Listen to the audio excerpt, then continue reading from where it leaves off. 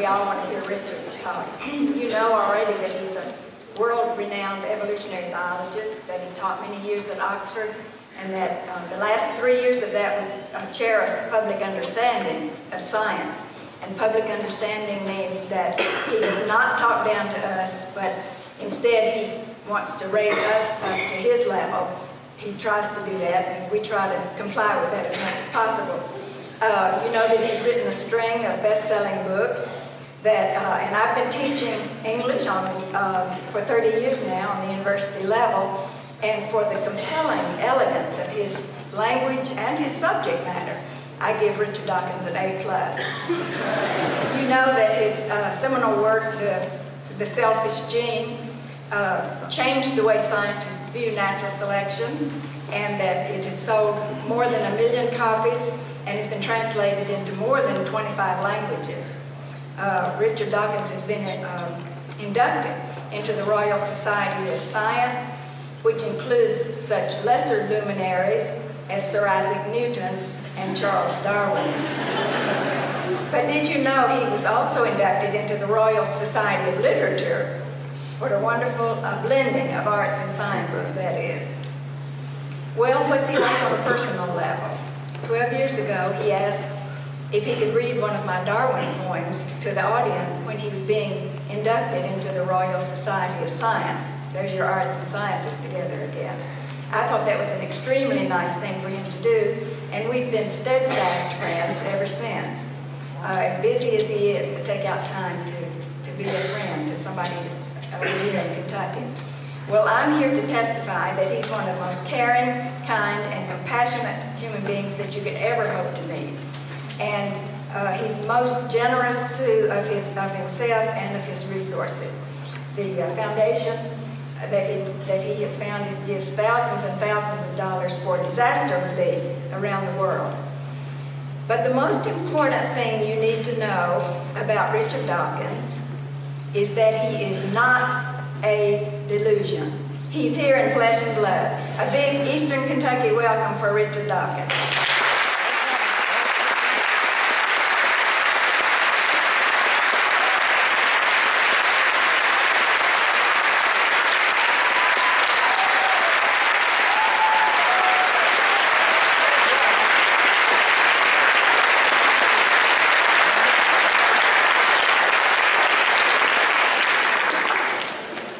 Dot, and thank you everybody. Dot and I have been pen friends for a very long time, but amazingly, this is the first day we have actually met in person, though we've been corresponding for many years. Now we have another rumble going on. Did anybody else hear it? Yes, it was.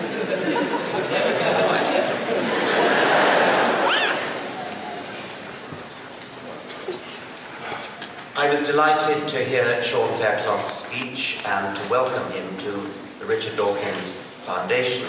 His book, you see there, is on display at the back and on a sale, and he'll be signing it alongside me signing my books at the end. My own book, The Magic of Reality, written with 12-year-olds in mind, as you might guess from the fact that it's illustrated, heavily illustrated, but it's actually a book for all ages. Maybe one could even say a book for the ages. There are 12 chapters. Most chapters follow the same format. Each chapter begins with a question like, what is the sun? Who was the first person? What is a rainbow? What is an earthquake? Each chapter begins with myths about the subject, myths about the sun, myths about earthquakes, and so on. And then we get to the main part of the chapter, which is the science. What really is the sun? What really is a rainbow? What really is an earthquake? The first chapter introduces the idea of magic, which I divide into three. Supernatural magic, Cinderella's fairy godmother turning a pumpkin into a coach, or frogs turning into a prince. Illusion, conjuring, stage magic, which of course is just tricks. And finally, poetic magic, the one that I mean in my title. We're moved to tears by a beautiful piece of music, and we describe the performance as magical. We gaze up at the stars on a dark night with no light pollution. Breathless with joy, we say the sight of the Milky Way is pure magic. We use the same word to describe sunset over Grand Canyon, or an alpine landscape, or a rainbow against a dark sky. In this sense, magical just means moving, exhilarating, something that gives us goosebumps, something that makes us feel more fully alive. What this book tries to show is that reality, the facts of the real world, as understood through the methods of science, reality is magical in this third sense, the poetic sense, the good to be alive sense. Supernatural magic. It isn't just that frogs, as a matter of fact, don't turn into princes. There's a deeper reason why supernatural magic cannot happen. Frogs and princes and coaches are complicated things with many parts that need to be put together in a special way, a special pattern that doesn't just happen by accident. If they're not put together in that special pattern, they just don't work. Complicated means statistically improbable. And I'm talking about statistically improbable in a specific direction which you can specify in advance as being good for something. In the case of a prince, I'm not really sure what that's good for, but...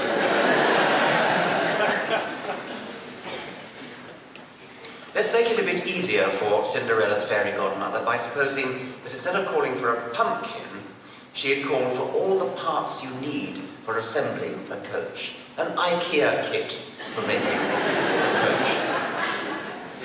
All the planks of wood, panes of glass, pots of glue, screws, nuts, and so on. Shake them all up in a bag, and then go on shaking and see whether in a million years what you'll get is a working coach. And of course, you won't. The odds against are too great, the number of parts are too great, the different ways of combining them are too great, and only one of them will work. Sometimes we can literally count the number of ways you can reshuffle a series of bits, and the sort of classical mathematical way of doing it is with a pack of cards. Suppose we're playing bridge, and each of 4 players is dealt the 13 cards at random. I pick up my cards, and I gasp with astonishment because I find that I have a perfect hand in spades. I lay my cards on the table and say, well, I've won this round. And then, one by one, the other 3 players lay down their hands, and each one of them has a perfect hand. Would this be supernatural magic? We might be tempted to think so. It could just happen, however. Mathematicians can calculate the chance of such a remarkable deal happening by luck.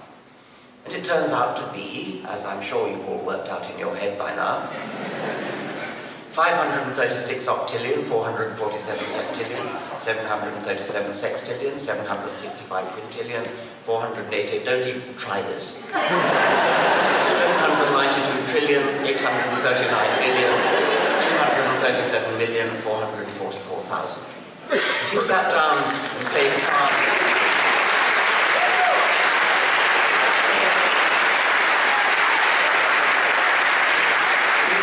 for a trillion years, and you might on one occasion get a perfect deal like that.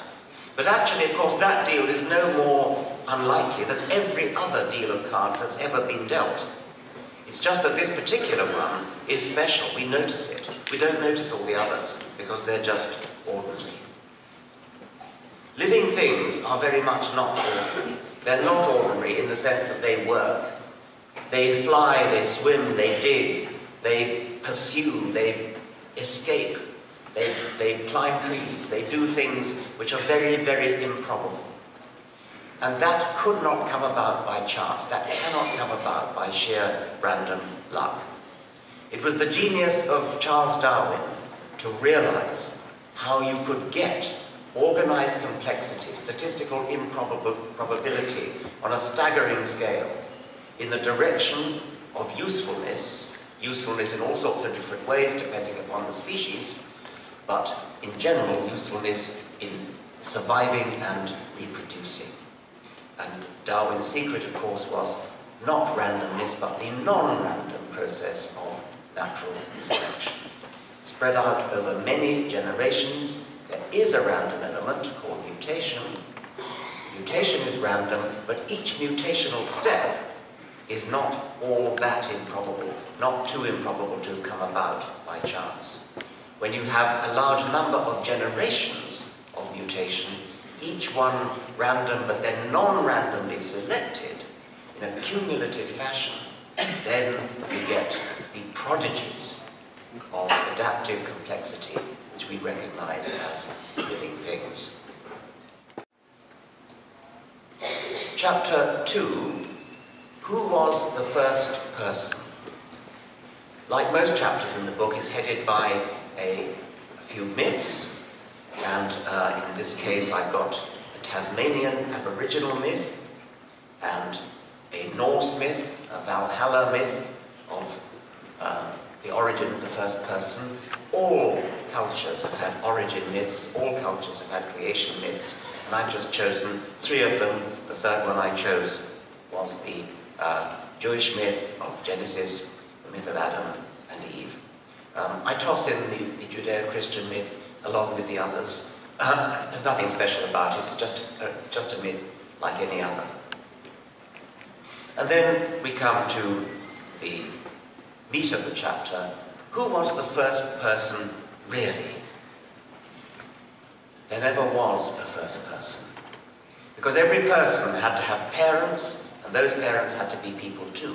And they had to have parents, and they were people too. There never was a first rabbit, never a first crocodile, never a first dragonfly. Every creature ever born belonged to the same species as its parents. They belonged to the same species as its grandparents, and so on. And its great-great-grandparents, and its great-great-great-great-grandparents, and so on forever. Forever? No. It's not as simple as that. That's going to need a bit of explaining. A thought experiment. A thought experiment in your imagination. What we're going to imagine is not literally possible because we go way, way, way back in time, long before you were born. Take a picture of yourself, say a photograph of yourself, put it on the table. Lay on top of it a photograph of your father. Lay on top of that a photograph of his father, and his father, and his father, and so on, for a very, very large number of generations. A very, very large number of great-great-great-great-grandparents. How many greats do we need for our thought experiment? I should think about 185 million would do. It's not easy to imagine a pile of 185 million pictures.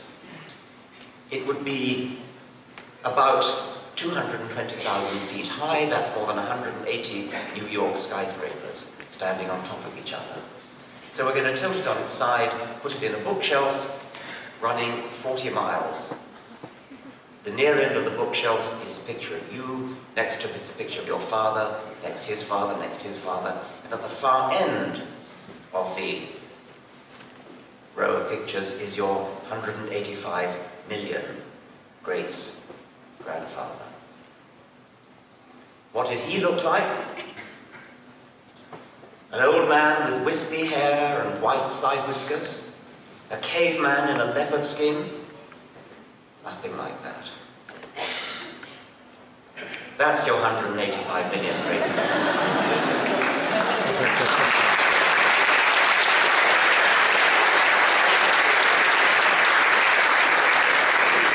A fish. He was a fish. So was your 185 million great-grandmother. Or they wouldn't have got on.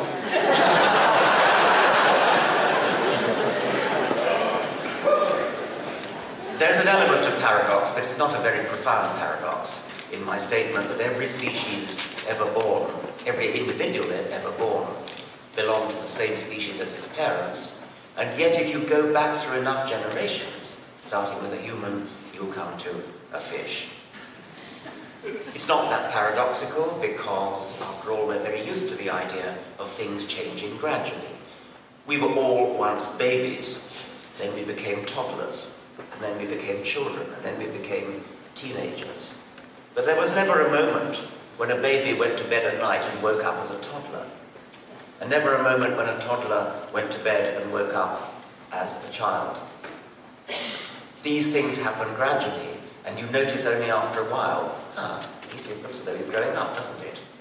There are sort of arbitrary points, like the 18th birthday, when by law we say we have reached adulthood, but everybody knows that nothing special happens on your 18th birthday. Let's go back along our row of postcards of photographs, pick out a few. There you can see your 4,000 great-grandfather, who was pretty much the same as us. Your 50,000 great-grandfather would have been a member of a different species, Homo erectus. But, to repeat my point, there never was a moment when a Homo sapiens baby was born to Homo erectus parents. It all happened much too gradually. You notice the change if you walk sufficiently far along the row of postcards. Or you notice the change if you travel sufficiently far into the past, what that means. But you don't notice the change if you just look at each generation one at a time. Your 250,000 great-grandfather, 6 million years ago, would have looked something like a chimpanzee, and it would have been the common ancestor of ourselves and chimpanzees. It would have been no more closely related to a modern chimpanzee than it is related to us. It was the common ancestor. It probably looked a bit more like a chimpanzee, which means that that lineage has changed a bit less than ours. Walking further along the shelf of pictures, we come to 25 million years ago, and your 1.5 million great-grandfather, who would have been perhaps something like a monkey. Your 7 million great-grandfather, 63 million years ago, might have looked a bit like a bush baby or a lemur, and would have been the common ancestor of modern bush babies and lemurs, and of modern humans and apes and monkeys, and would have been no more closely related to modern bush babies and lemurs than to us, though it might have looked more like them. Your 45 million great-grandfather, 105 million years ago, something like a shrew or a tree shrew.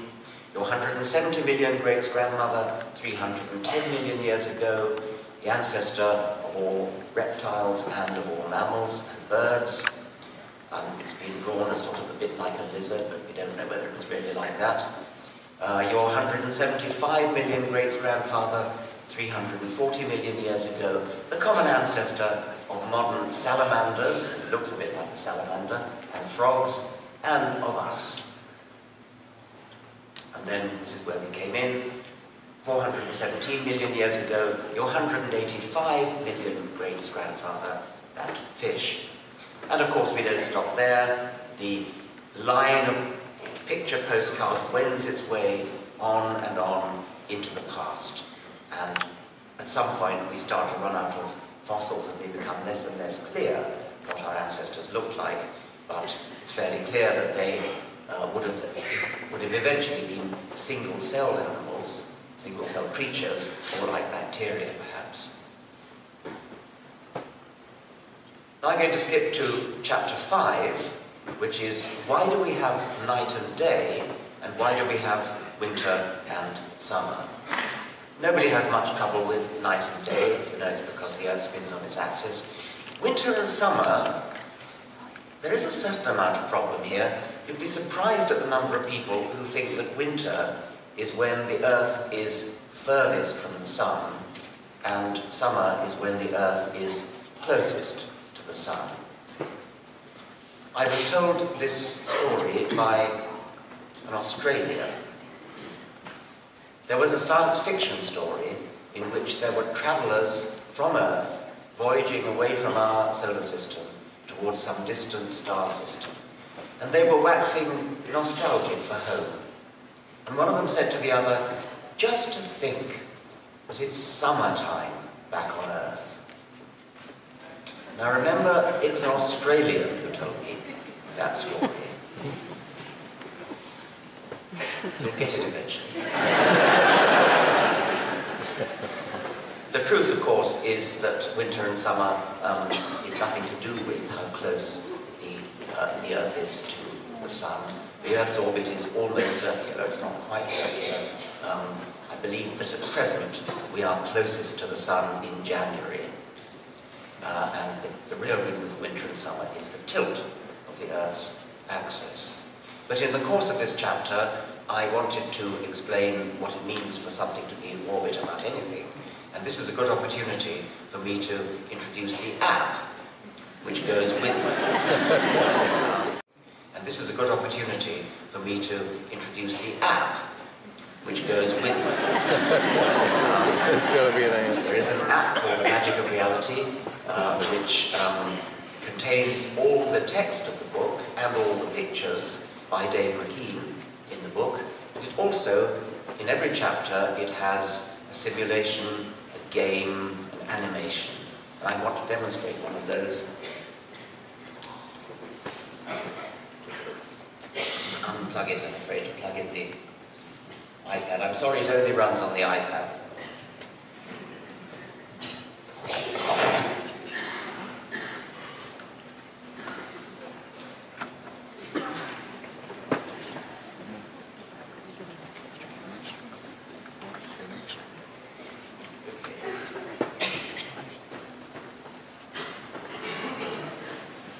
Isaac Newton, who more than anybody else worked out the principles of orbiting bodies, asked us to picture a cannon which would fire cannonballs at increasing velocity. And I'm going to try to do this. I placed my cannon on the top of the world in the North Pole, and there's a sort of pea shooter sticking out of the back of the cannon, which enables you to fire the cannon, and you control the velocity by pulling the pea shooter back different distances. And you can steer the up and down of the cannon as well. I'm going to try to do it, although I'm not very apt, is that the right word?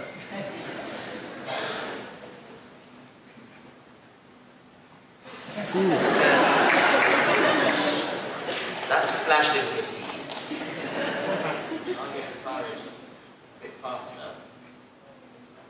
And that went into outer space. It tried to curl round and was about to go into orbit, but didn't quite make it and went off and reached escape velocity.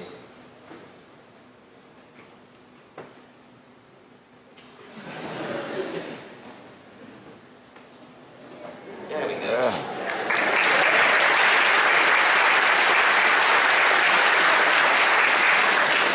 And while I've got the app plugged in, I might as well demonstrate a bit more from it.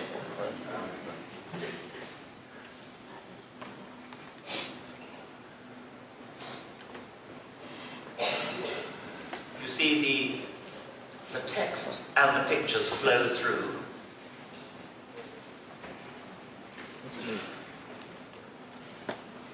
And what's that? That's another. Yes, you can have. Yes, that's showing the why there's winter and summer, but the spotlight's a bit fierce on the screen, so it's a bit harder to see. But you can tell that it's the side that's tilted towards the sun, according to the sun.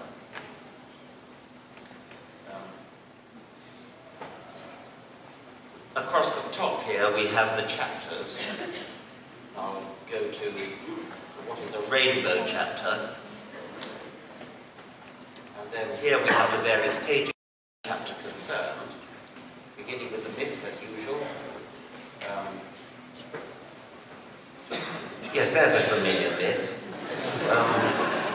That, as of course you know, comes from the Epic of Gilgamesh. A man called Utnapishtim was warned by the gods that there was a great flood coming.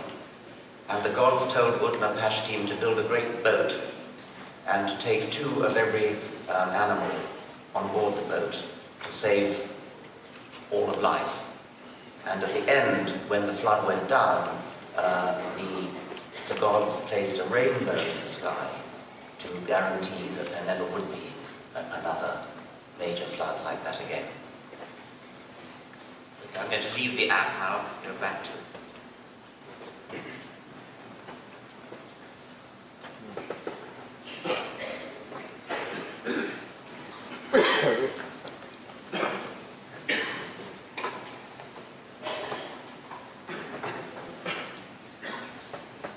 now going to skip to chapter 9, which is called Are We Alone? This is a slightly unusual chapter because it's much more speculative than the others. Most of the other chapters contain quite a lot of what we already know. Of course, it's important that in science there's a lot that we don't know. And one of the main things we don't know is whether we are alone in the universe. It's a very interesting question. Most people are fascinated by it. Carl Sagan was once asked whether he believed that there is life on other planets elsewhere in the universe. And he said, "I don't know," which is the right answer. But his questioner then pressed him and said, "But what is your gut feeling?" And Carl Sagan immortally replied, "But I try not to think with my gut."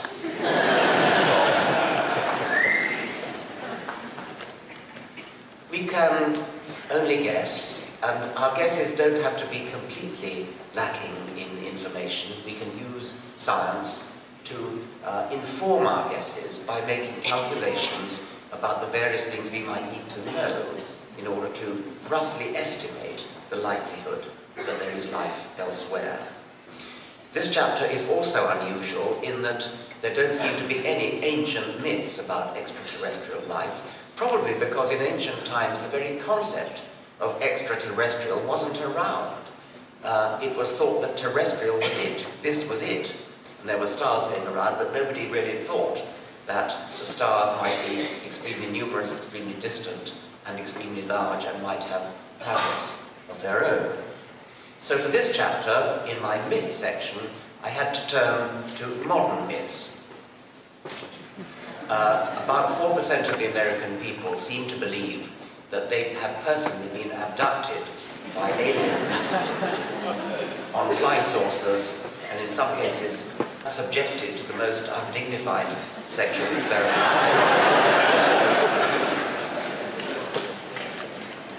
Actually, visitation by physical bodies is enormously less likely than visitation by radio waves. If we ever do discover life elsewhere in the universe, it is highly unlikely to be actual physical bodies visiting us. It's much, much more likely to be radio transmissions, for the simple reason that radio transmissions go at the speed of light and radiate outwards in all directions, whereas physical bodies, unless they're very, very advanced, don't go anywhere near the speed of light and don't radiate out in all directions, that's for sure.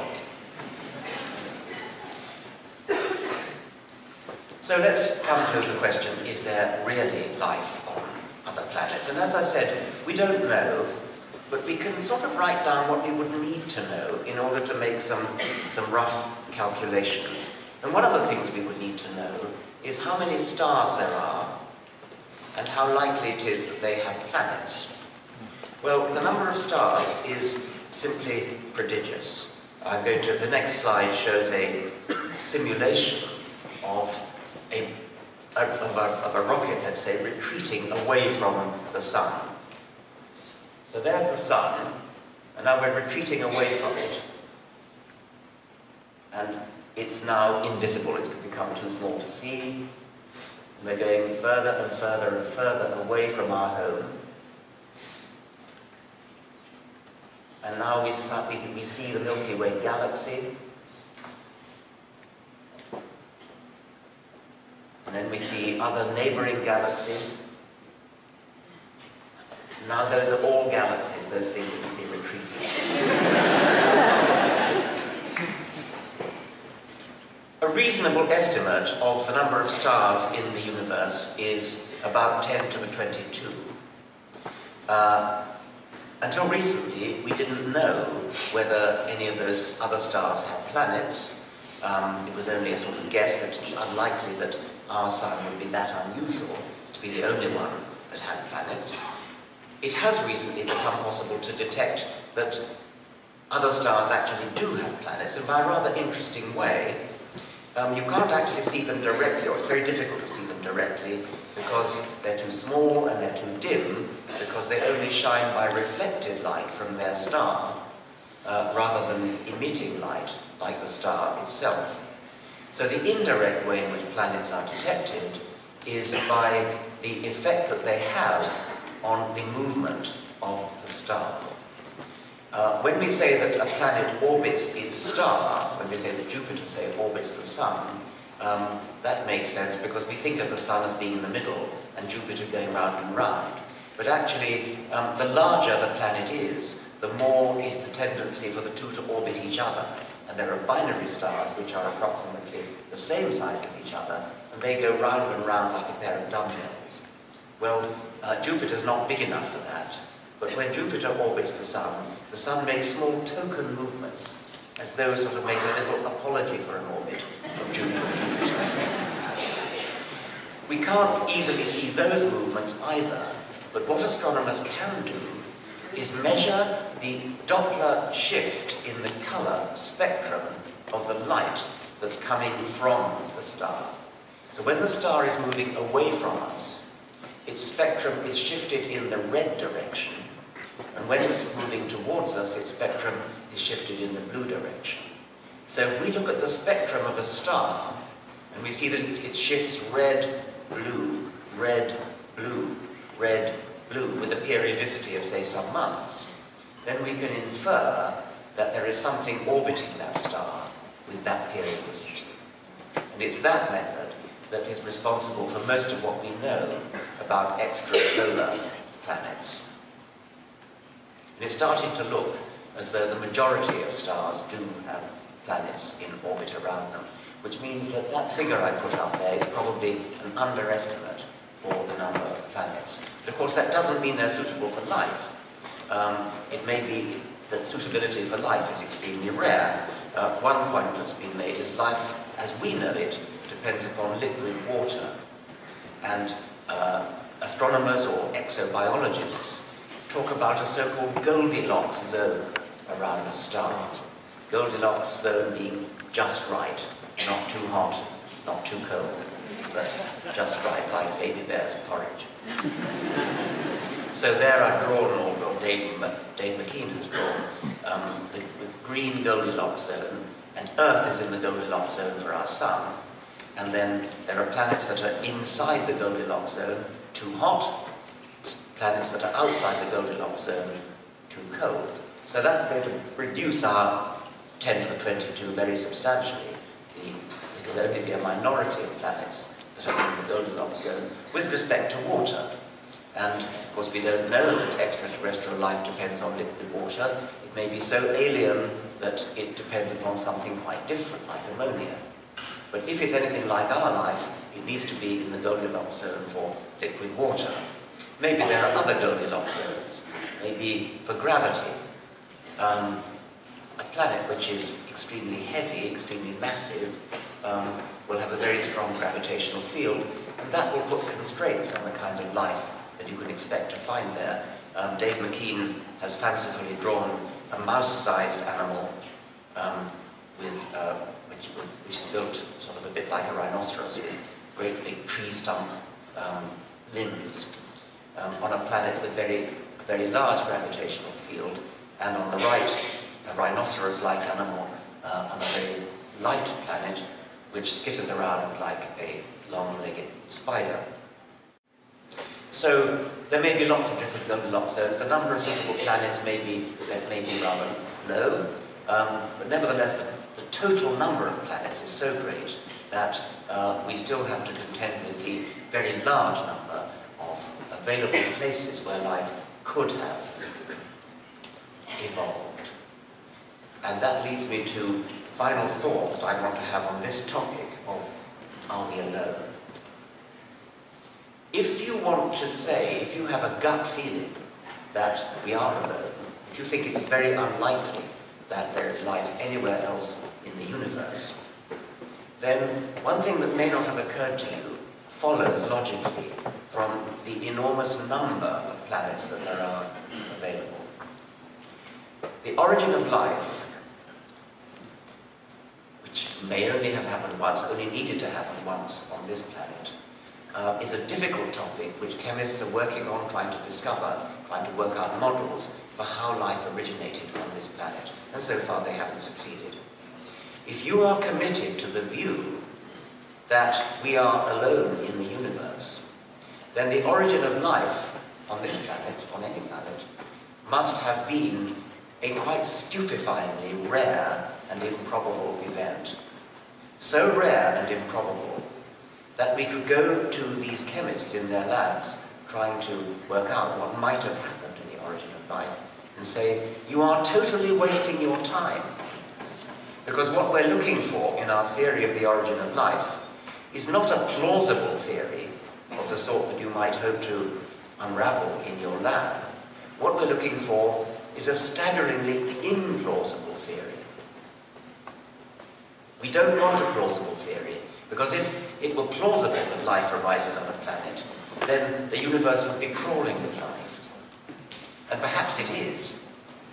All I'm saying is that if you're one of those people who believes that we are alone in the universe, then you have to stomach this rather surprising consequence that anybody who's doing research on the origin of life is wasting their time, because what we need is a very implausible theory. There can't be many examples where what we really need and seek is an implausible theory. Well, I don't think we are looking for an implausible theory, which means that I'm committed to the view that there probably is lots of life around the universe. But even so, because the number of available planets is so large, it's still possible that these islands of life are so widely separated from each other that they never have a chance of ever encountering each other, which would be rather sad. I'm now going to skip to the last chapter, chapter 12, What is a Miracle? And I'm going to return to the subject of supernatural magic. In the first chapter, I used supernatural magic, used the phrase supernatural magic, to refer to things like frogs turning into princes and pumpkins turning into coaches and that sort of thing. But there's another kind of supernatural magic, or it's really the same kind, but it's a category that a lot of people believe. Nobody believes that frogs turn into princes or pumpkins turn into coaches. But lots of people believe that a prophet flew to heaven on a winged horse, and another one walked on water and turned water into wine, as this cartoon shows. Then there are spooky ghost stories that many people believe. People will tell uncanny stories like, I dreamed about a long-lost friend who I hadn't thought of for 40 years. And the very next morning, I woke up and found that he died in the night. Probably all heard stories like that.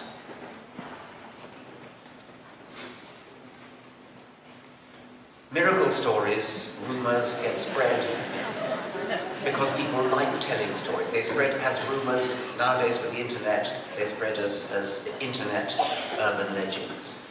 This is especially one of the ways in which this happens is when somebody famous dies. Elvis Presley was seen on Mars after he died. Marilyn Monroe came back as a lettuce. Soon after Michael Jackson died in 2009, an American television crew was given a guided tour of his mansion called Neverland. And in one scene of this film, people thought they saw the ghost of Michael Jackson at the end of the long corridor. Well, I looked at the recording and I must say I wasn't that impressed, but it was enough to start rumors flying around the internet. Michael Jackson's ghost was seen all over the place, including in the hood of a car. See up there? You and I will probably recognize that this are just some clouds reflected in the car, but the eye of faith can see the face of Michael Jackson, and as you probably know, the face of Jesus and the face of the Virgin Mary are frequently seen in things like frying pans and pizzas and slices of toast.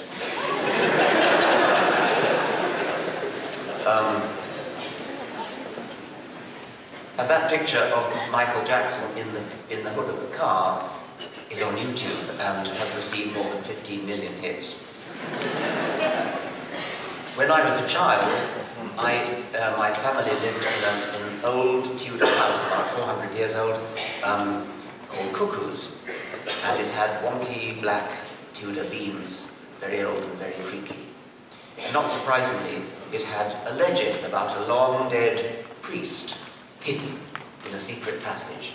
There was a time when, if you were a priest of the wrong sort, you tended to get burned at the stake, and they used to get hidden in priest holes in houses. And this house, Cuckoo's, had a legend of a priest, and it was said that you could hear his footsteps going up the stairs, but with the spooky addition that there was one too many steps, that you heard one too many steps. And lo and behold, in the 16th century, there was an extra step in the staircase. Well, I told that story to my school friends, no doubt gained great kudos and prestige from telling this wonderful ghost story. It never occurred to me to ask how good the evidence was. It was enough that the house was old.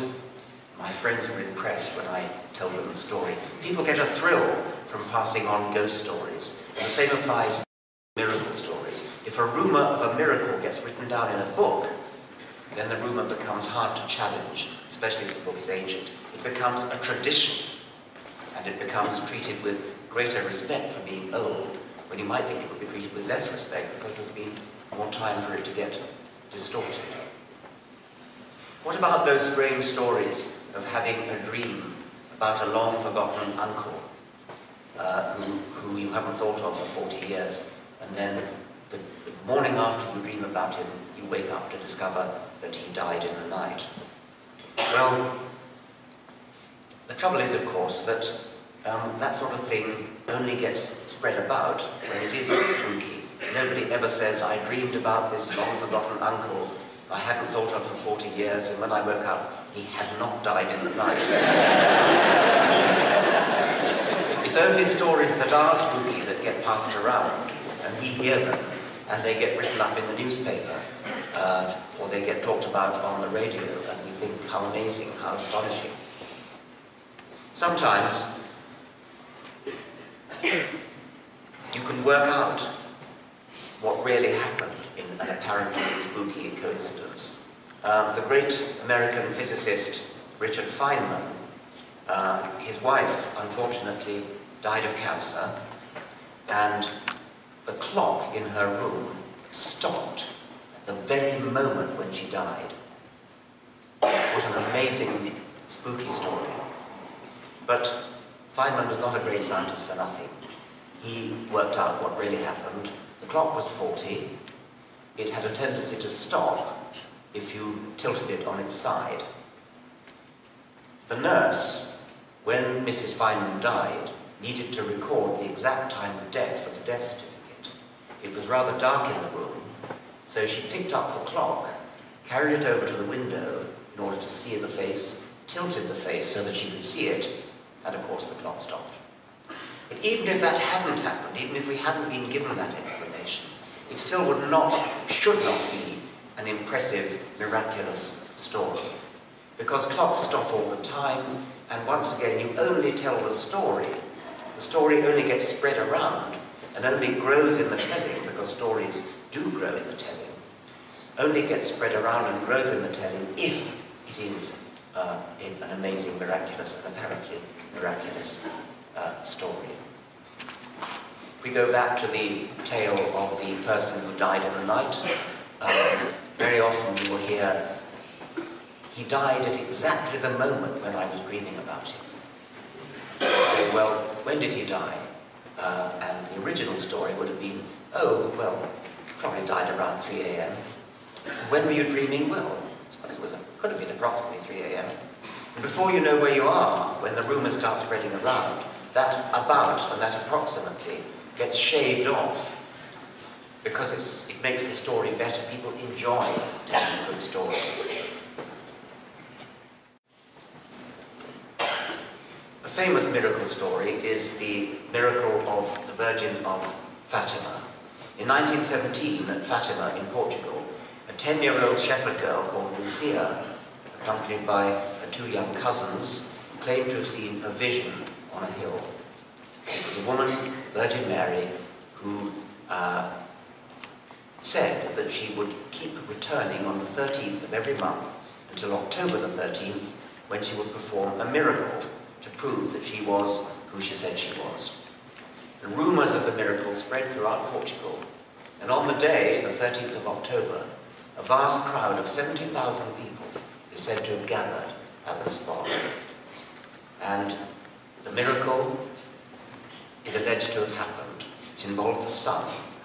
Exactly what the sun is supposed to have done varied. To some witnesses it seemed to dance in the sky. To others it seemed to whirl around like a Catherine wheel. The most dramatic claim was that, quote, the sun seemed to tear itself from the heavens and come crashing down upon the horrified multitude. Just when it seemed that the ball of fire would fall upon and destroy them, the miracle ceased. The sun resumed its normal place in the sky, shining forth as peacefully as ever. What really happened at Fatima? First possibility, the sun really did come crashing down. Second, 70,000 people experienced a mass hallucination. Or third, nothing happened at all, the whole thing was misreported, exaggerated, or just made up. Well, the first possibility would have involved not just people in Portugal, but everybody in the daylight half of the world would have seen it, and what's more, it would have been the end of the world. Second possibility, 70,000 people experienced a mass hallucination. Well, that's not so improbable, but it seems far more likely that the whole incident was simply made up, never happened, exaggerated. Rumours spread. Maybe, well, one thing that happened was that Lucia told the people to stare at the sun, which is a very silly thing to do, by the way. And that in itself might well have produced a sort of hallucination of the sun moving. But if only some people saw that hallucination and told others, the story would have become exaggerated and spread until it became alleged that 70,000 people had seen this astonishing phenomenon. So the purpose of this chapter on miracles is really to encourage young people to think critically and to evaluate evidence rather than just believe what they're told because it sounds good. I don't want to give the impression that science knows everything, far from it. Science is constantly asking questions, constantly opening new doors, constantly searching and changing and admitting mistakes. Not even the best scientists of today can explain everything. But this doesn't mean that we should block off all investigation by resorting to phony explanations invoking magic or the supernatural, which don't explain anything at all. Just imagine how a medieval man, even the most educated man of his era, would have reacted if he'd seen a jet plane, a laptop computer, a mobile telephone, a GPS device. Any one of those would have been called a miracle. We don't have to go back as far as medieval times to make the point. A gang of Victorian criminals, equipped with modern cell phones, could have coordinated their activities in ways that would have looked like telepathy to Sherlock Holmes. And in Holmes's world, a suspect in a murder case who could prove that he was in New York the evening after the murder was committed in London would have had a perfect alibi. Because in the late 19th century, it was literally inconceivable that somebody could be in New York and London on the same day. Of course, nowadays it's commonplace. The eminent science fiction writer Arthur C. Clarke summed up the point as Clarke's third law. Any sufficiently advanced technology is indistinguishable from magic. If a time machine were to carry us forward a century or so, we'd see wonders that today we might think impossible, miracles. The more you think about it, however, the more you realize that the very idea of a supernatural miracle is incoherent nonsense. If something happens that appears to be inexplicable by science, we can safely conclude one of two things. Either it didn't really happen, the observer was mistaken, or was lying, or was tricked, or we have exposed a shortcoming in present-day science. If present-day science encounters an observation or an experimental result that it can't explain, then we should not rest until we've improved our science so that it can provide an explanation. And if that requires a radically new kind of science, a revolutionary science so strange that old scientists scarcely recognize it as science at all, that's fine too. It's happened before, and it'll probably happen again. Actually, it may even be happening at this very moment, because as you may have read, there's an experiment involving the Large Hadron Collider in Geneva, firing neutrons some many miles, being picked up in Italy, and the speed of the neutrons has been measured as faster than light. Well, that goes directly against Einstein's special theory of relativity. So if that finding, if that observation is verified, because an extraordinary result like that would need a lot of verification, if it is found to be true, eliminate the first of the possibilities. If it's found to be true, then physics would have to be faced with either abandoning Einstein's special theory of relativity or acknowledging the possibility of going backwards in time. And both those things would be very revolutionary. The Large Hadron Collider, by the way, is a deeply moving piece of apparatus. It's something that has literally moved me to tears when I went there, because it is such a gigantic enterprise in human cooperation. It made me literally proud to be a member of my species, and I felt the same thing when visiting great telescopes in California. I expressed that emotion in my last book, The Greatest Show on Earth, but unfortunately the Large Hadron Collider was misprinted as the Large Hard-On Collider.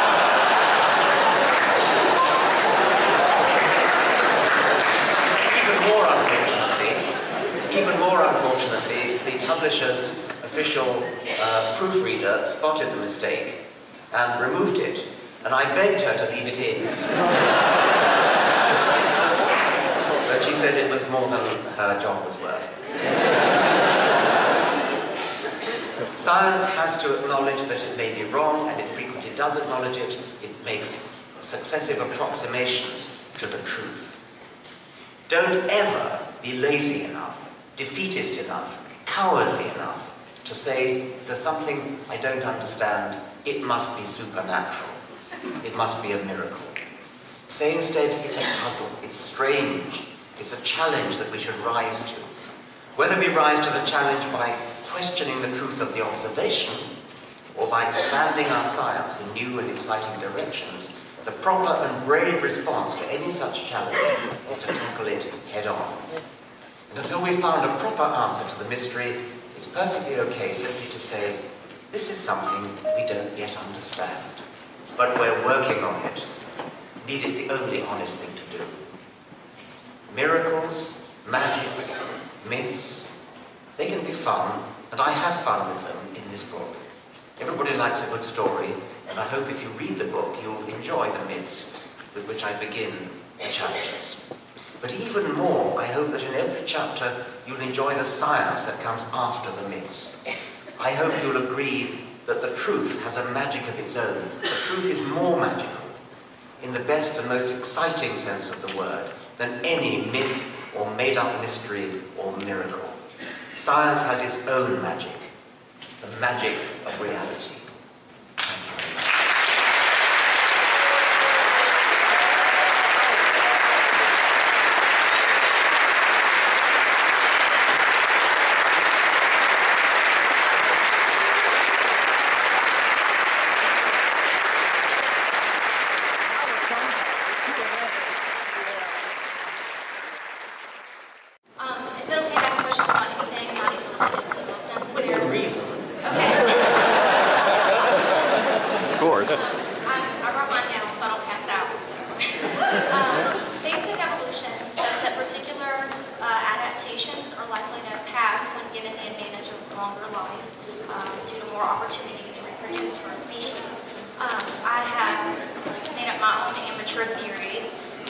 Seeing as I respect you so much, I was wondering, how is it, in your opinion, that death-related unrelated adaptations are passed on, specifically the surge of happy chemicals, so to speak, that put animals in a state of relaxation as they die?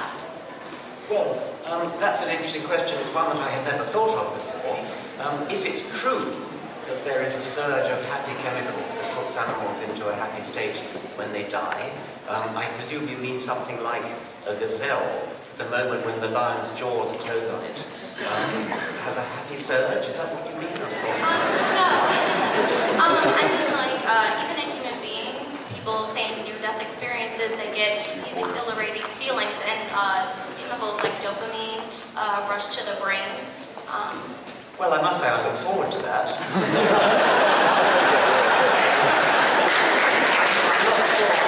I'm not sure how general that phenomenon is. It would be very nice to think that it was. I think you're right to be at least momentarily skeptical that one could come up with a Darwinian explanation for it. I suspect that it probably doesn't have one. If it's a real phenomenon, it's probably a byproduct of something else. I wouldn't go searching too assiduously for a Darwinian explanation for that phenomenon. Thank you very much. Thank you, it's an honor.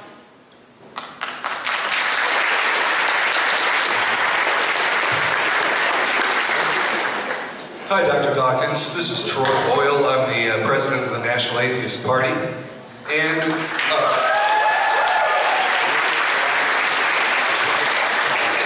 one of the things that I find happening in debates on Facebook and online and anywhere else that theists and atheists come to loggerheads is one that I like to typify by saying that it seems at the end of all debate that the theist is happier with what they consider to be their emotional truth rather than an objective or scientific standard for truth. And I'm curious how you would address that dichotomy. I've noticed something similar. You'll sometimes hear people say, oh, well, in my life quest, I tried Buddhism, but that didn't seem quite right for me, and then so I thought I'd try Christianity. And, well, Christianity was all right, but I didn't find it all that consoling. And then I tried Judaism, and it's as though what they're seeking is what makes them feel good, rather than what's true. And I can't get my head around that. I mean, it seems to me that the fundamental propositions of religions are existence propositions. They're propositions about the way things are. Either there is a God or there isn't. Either Jesus is the Son of God or he wasn't. Either Muhammad was a holy prophet or he wasn't. And so whether people's feelings are tickled by a particular religion, whether they feel happy because of their belief in God, is absolutely irrelevant to the question of whether God is true. And I cannot bring myself to overcome my desire to know what's true in order to just be cheerful. I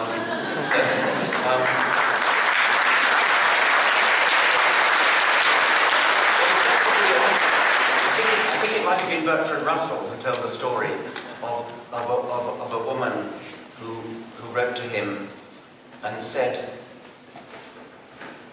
no, it wasn't Bertrand Russell, I beg your pardon, it was somebody else. She said, I accept the universe. And he said, by gad, she'd better. Thank you, sir. I also want to point out that I prefer the magic of reality, too. Thank you.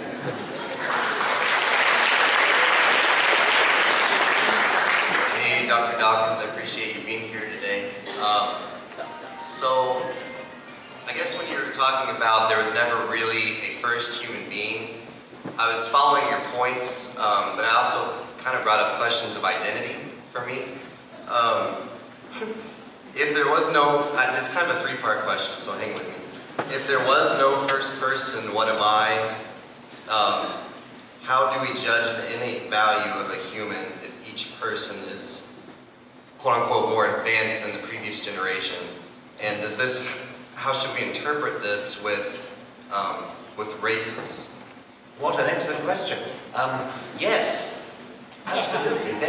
What it means is that there was no first person, and you are wrong to even try to draw a line around the species Homo sapiens and to say that there is a unique humanness which separates humanity from all other species. If you think about it, the very idea of there being a separation between humanity and all other species is deeply unevolutionary.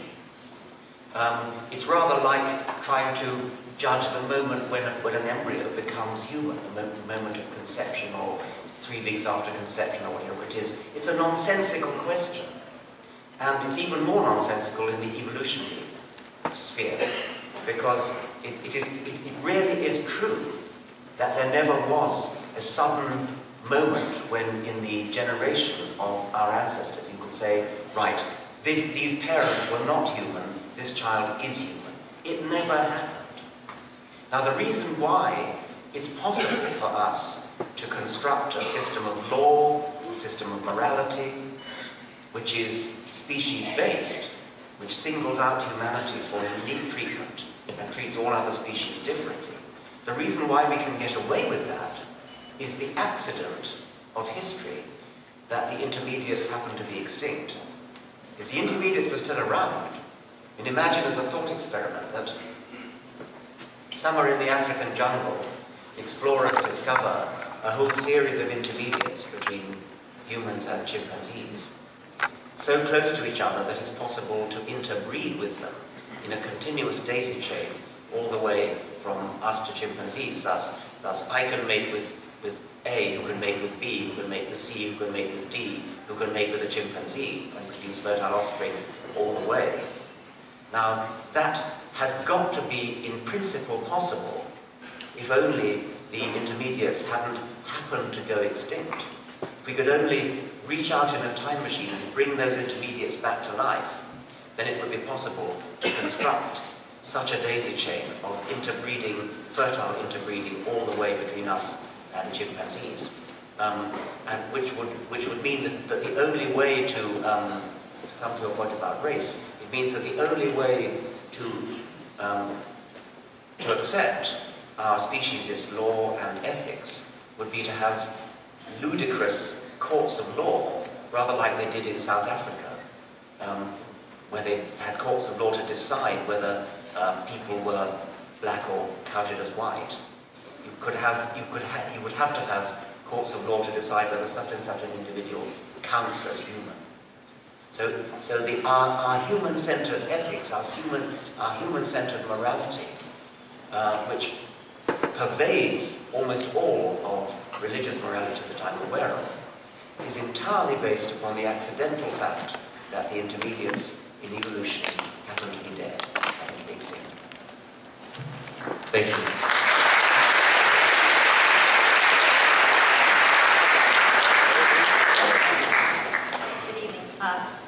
Dawkins has said that we should not be sending radio waves out into the universe to purposefully try to locate intelligent life elsewhere. Do you agree? Why or why not? Well, no, because what he's worried about is that it will call attention of extraterrestrial beings to our existence, and they might come and eat us or something. But in order for that to happen, they would have to be close enough to reach us. And I made the point earlier that the speed with which bodies can physically move is so much slower than the speed with which radio signals can move that I think we're probably pretty safe to allow evidence of our existence to radiate outwards. And I think also it's probably worth the money, by the way, to be doing the opposite, SETI, listening with parabolic dishes, listening for signals from elsewhere.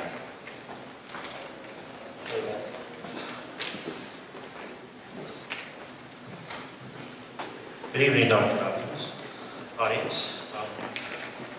As Christopher Hitchens likes to say, if you would kind enough to permit me to clear my throat for a few seconds here. As it's not every night, Richard Dawkins is in Richmond, Kentucky. Woo! Feel free to chime in. Benjamin Franklin once advised, write something worth reading or do something worth being written about. It must be very satisfying then to now have accomplished both. After giving Darwin a second wind and Hamilton's idea of wings to fly, you spearhead the movement to raise the consciousness of the world. You're nothing if not ambitious.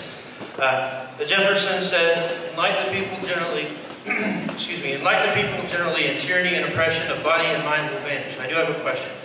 And indeed, sir, in my own life, the change in my youth of fear, guilt, shame, with their imaginary flowers have never been, have been broken, that I may now embrace the living flower. To borrow from Thoreau, I built my castle in the sky. Its name was cognitive dissonance, but without the persistent efforts of yourself and others like you, building that foundation for it, I might never have moved in. You have my profound gratitude.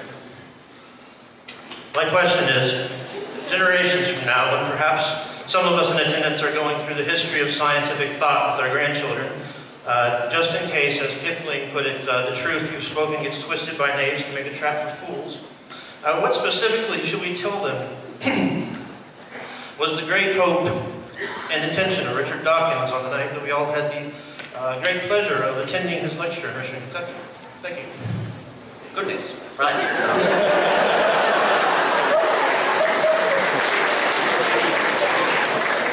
I think on the spur of the moment, not having had time to prepare as thoroughly as you have with your question,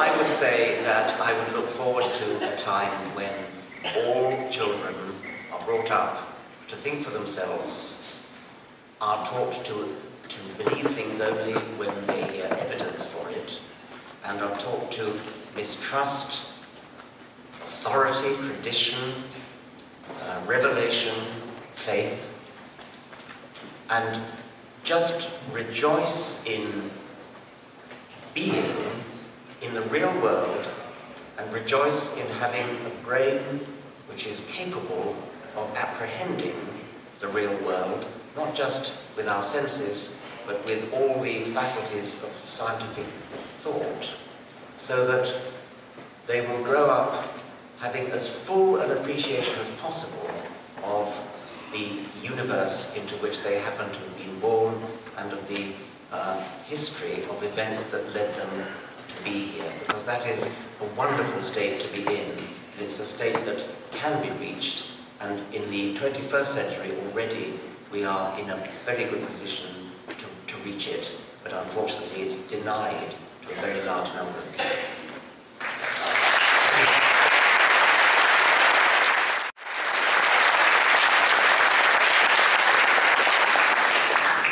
A little bit less than a year ago, I graduated from a public high school here in Kentucky. And while I was there, I had the painful position, but I think rewarding one. I had to explain to my biology teachers why they were doing me and my fellow students a severe disservice by advocating creationism over evolution. And when I was doing it, they always asked me how it began. And I gave them several theories, but I made it clear to them that we don't really know. But I'd like to be able to give them a little bit better answer. Could you maybe say, do you think there are any specific theories that are more plausible than others? Maybe the RNA world hypothesis over something else? Well, I'm shocked to hear your story of what you were taught, and I would very much like to see that state of affairs changed, and I think that's probably a political thing that has to be done. I think that means that people have to, don't you have things called local school boards where you can get elected? Please go and get elected to local school boards and do something about that. Now you ask about the origin of life, which is what preceded evolution. Evolution gets going once genetics is in existence. Once you have DNA, or something like DNA, it doesn't have to be DNA, which is an accurate replicator of coded information. Once that happens, then natural selection is very likely to follow. That's the first step, which I think must be met for life anywhere in the universe. Now, DNA does the job now, but DNA is what's been called a high-tech replicator, very unlikely to come about by sheer luck. We are now looking for something that will come about by sheer luck. DNA is not it. DNA is extremely good at self-replication, but it needs protein. The executive functions of living cells are carried out by proteins functioning as enzymes, catalyzing chemical reactions and specifying which chemical reactions shall go on. So we have these two great partners in life, DNA, which is the replicator, protein, which is the executive. And each one is very good at its job and completely useless at the other. There is a catch-22 of the origin of life, which is that you can't have DNA functioning as a replicator without protein, and you can't have protein without DNA to specify the sequence of amino acids.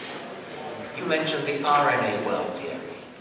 RNA, which is like DNA but not quite, is a moderately good replicator and a moderately good enzyme, a moderately good catalyst. RNA, in other words, can do both jobs.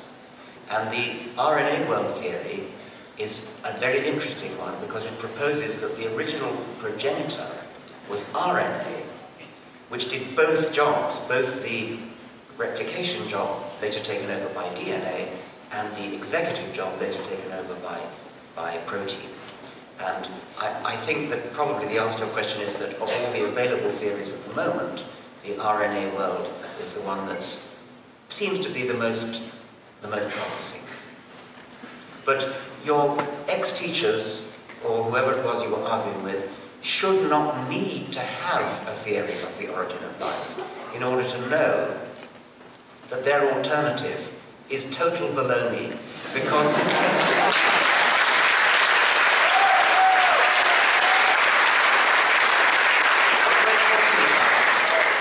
what we're talking about here is how we explain the vast complexity, as I introduced my talk, of life, and evolution does that. If you are going to postulate a designer to fill the gap of the origin of life or any other gap, if you're going to postulate a designer who deliberately designed it, then you are postulating something that already has the property of being complex and improbable, and therefore cannot possibly be a satisfactory answer to the riddle. The riddle has got to be answered by a gradual process of slow incremental steps, and that's what science is working on. We've got most of the way there. We still have a gap at the very beginning, and we're still working on that. Thank you very much.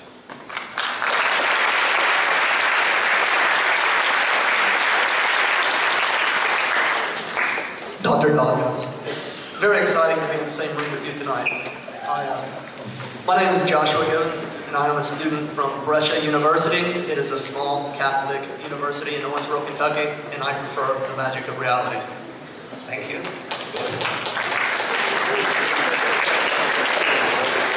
Recently, in the blogosphere on the internet, with the release of your new book, and in the last couple of days in America, but longer from across the pond, you have been accused of being soft. And I somewhat understand where people are coming from, because it was your videos on militant atheism that first convinced me to out myself to my very religious family and friends. After looking through your book the past couple of days, I do appreciate that you have grabbed from a plethora of myths from around the world and throughout the ages, and have focused on each of them only briefly as not to give any one too much clout or too much weight.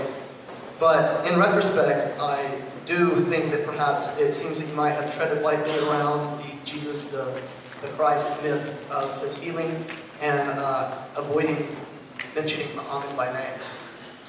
Yes, well, it's not often that I'm accused of not being strident enough. It makes quite a nice change, actually. What I wanted to do was to not actually denigrate the myths necessarily, but to begin each chapter with myths, because they are rather wonderful, and I think a lot of people, I positively wanted people to know that Australian Aboriginal myths, ancient Egyptian myths, Inca myths, Aztec myths, Norse myths are wonderful. And I think I wanted to undermine the Judeo-Christian myth, not by directly attacking it, but by showing that it's just one among thousands of myths. And the children, or the young people who read my book, should, I hope, realize that there is nothing special about the Judeo-Christian myth in which they happen to have been brought up by their parents or by their Sunday school teachers. And you notice how I told the Noah's Ark myth, but changed it to Utnapishtim from the Epic of Gilgamesh, which is an older myth, and obviously the one from which the Noah myth has been derived. That also is supposed to convey the same message, that myths are extremely widespread, and there's nothing special about the myth in which you happen to have been brought up, whichever one that happens to be.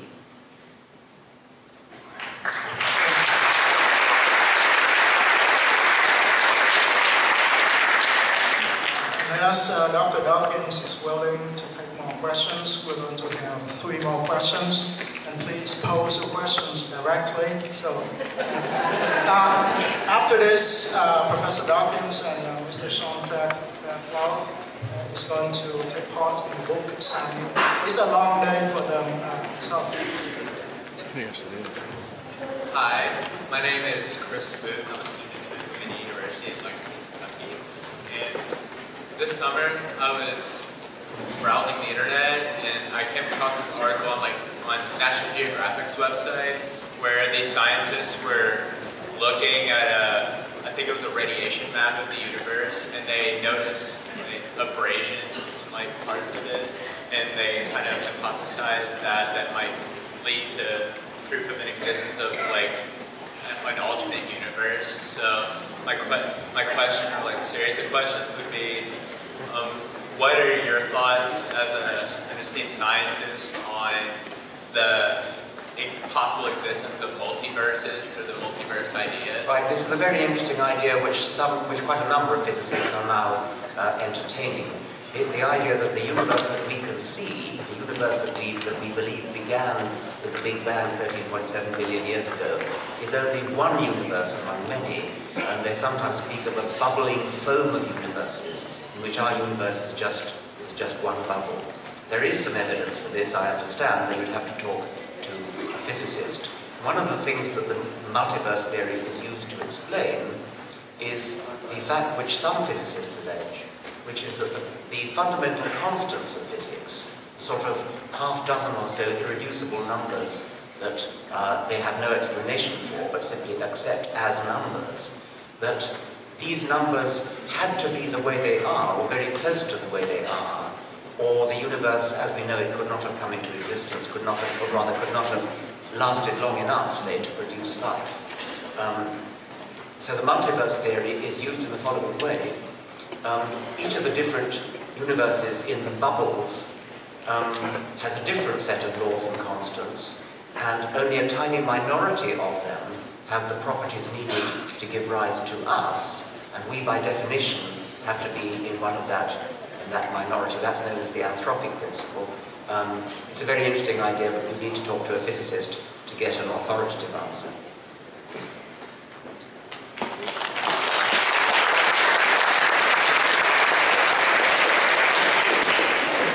Good evening. Recently, a scientist at some convention, whose name escapes me, said that the purpose of life is to hydrogenate carbon dioxide. This seems to imply that the first prokaryotic cell, or perhaps a series of them, were born out of a state of disequilibrium between certain elements in the environment of Earth. What are your thoughts on the implications for that in that alone as an idea, but also in other worlds and other solar systems as well? You're not going to get a very well-informed answer from me on that. I said the last question was a question for a physicist. This is a question for a chemist, which I'm not, and perhaps you are. So given that we've only got one more question, and we haven't got time, I think I would just be waffling if I tried to answer that. Sorry.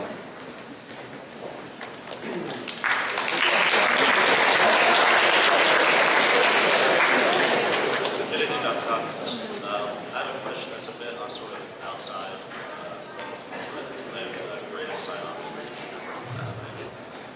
Sorry about that. That's a lot better. Dr. Dawkins, do you think it's important for us to distinguish between the idea of like technological singularity in the near future as useful speculative science or just 21st century eschatology? Well, I take it you're referring to Ray Kurzweil. Yes, sir. There. When futurologists look at the future and they extrapolate current trends, like Moore's law, whereby computing power increases exponentially, and the doubling time is, I forget what it is, but it's something very, very short. You can extrapolate to the point where something very strange, the so-called singularity, happens. This is futurology, this is science fiction, it's interesting speculation, and I'm interested in that sort of speculation, but I wouldn't have any kind of very well-informed answer to give. I like science fiction, but that's what it is. Thank you, sir. Thank you.